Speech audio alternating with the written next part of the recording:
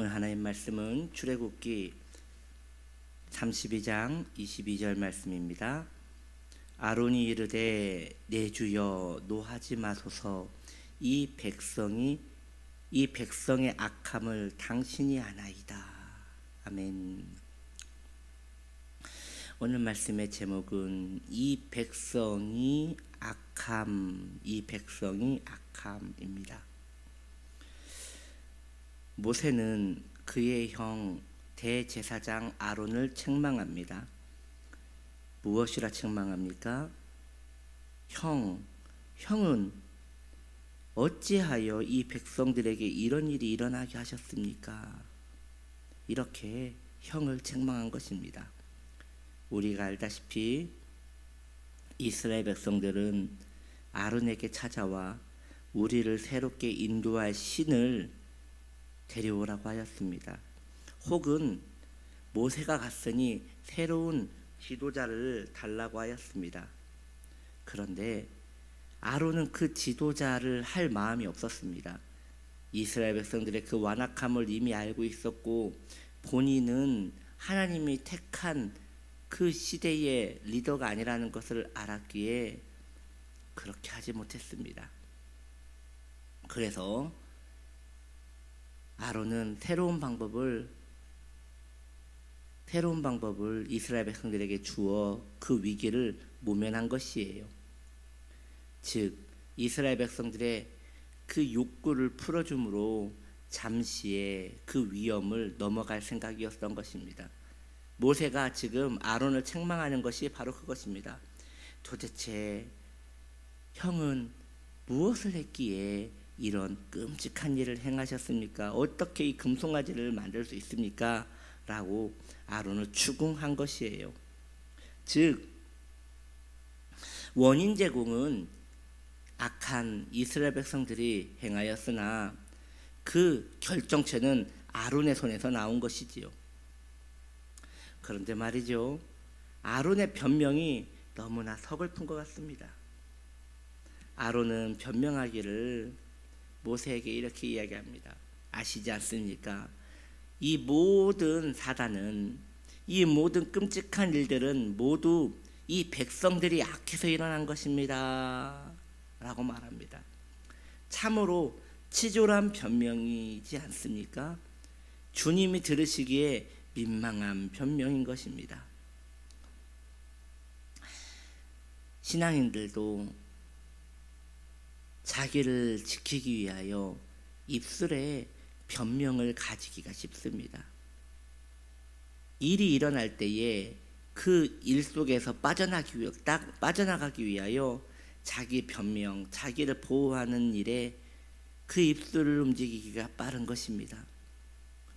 우리도 어쩌면 이 아론과 같은 모습이 아닌가 싶습니다. 더 나아가 이야기해 봅시다. 아담도 그러지 않았습니까? 아담도 사실 그 일의 원인은 되지 않았습니다. 아담은 처음에 선악과를 먹지 않았어요. 그런데 하와가 그 선악과를 떼어 아담에게 주었고 그것을 먹었습니다. 그런데 아담도 먹긴 했단 말이죠. 그것을 먹었으면 먹었습니다 라고 말하면 되고 죄송합니다 라고 말하면 되는 것인데, 즉 모든 원인을 자신에게 돌리고 거기서 묻어버리면 되는 것인데 인간이 그렇지 못하는 것이에요. 인간은 또 변명을 합니다. 뭐라고 변명합니까? 하와 때문입니다 라고 하면 좋은데 그게 아니에요.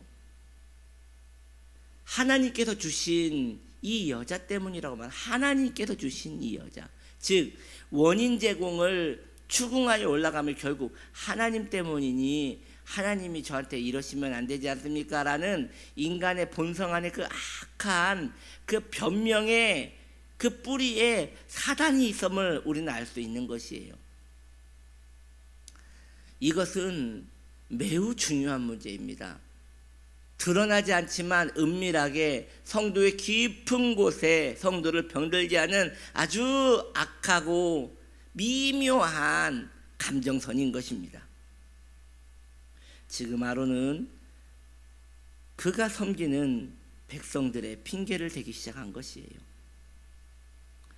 성도님들 가정에 가장 큰 근심은 무엇일까요? 아마도 믿음이 있는 신앙인이라면 결국 신앙생활을 제대로 하지 않는 가족들이 마음의 근심일 것입니다. 혹은 교회는 나오고 있지만 삶이 경건에서 멀어져 있는 가족들을 보는 것은 믿음의 성도들이 볼 때에 매우 괴로운 것이지요. 그러다 보니 성도님들이 아론처럼 실수하는 모습이 종종 일어나는 것을 봅니다. 하나님께 이렇게 기도하는 것이에요.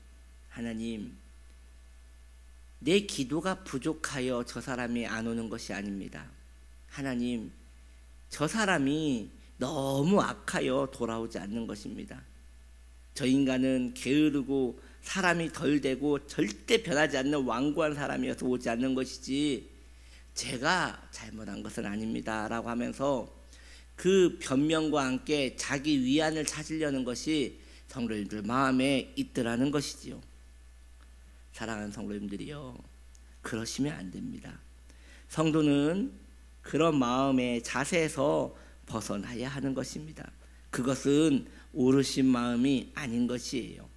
차라리 내가 좀 더 기도했으면 편하였을 텐데, 내가 좀 더 경건하게 살았으면 나를 보고 하나님이 있음을 깨달았을 텐데, 좀 더 나의 모습 속에서 하나님의 영광이 드러났으면 그가 복종하였을 것인데, 그가 나와 함께 있으므로 저렇게 더디 변하는구나, 모두 나의 악입니다 라고 하면서 하나님께 자복하고 엎드리는 것이 더 복된 것입니다.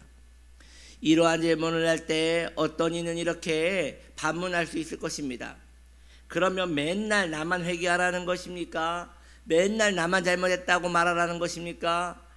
매일 그 사람이 변하지 않고 하나님께 돌아오지 않는 나의 환경이 모두 나 때문이라는 것입니까? 자, 그럼 저는 다시 그분에게 묻고 싶습니다. 그러면 누구 잘못입니까? 누구 잘못입니까? 네, 다시 이야기는 처음으로 돌아갑니다. 그렇지요, 그 사람이 하나님을 못 만나고 악하기 때문에 돌아오지 않는 것이지요. 여러분이요, 죄인에게 죄를 추궁한들 뭐가 달라집니까? 그는 회복될 가능성과 회복될 능력이 없어서 하나님께서 우리에게 붙이신 것인데, 그에게 계속 추궁을 한들 무엇이 달라지는 것입니까? 쉽게 생각하면 이러한 이야기가 적용점이 될 것 같습니다. 두 살, 3살 먹은 아이들은 이제 막 분주하게 집에 있는 것들을 만집니다. 그때 아이가 이 테이블에 있는 물건을 끌어내려 가지고 그 테이블에 있는 유리며 이 테이블에 있는 중요한 물건들이 우르르 쏟아져 다 박살났다고 생각합시다. 자, 그렇다면 누구 잘못입니까? 누구 잘못입니까?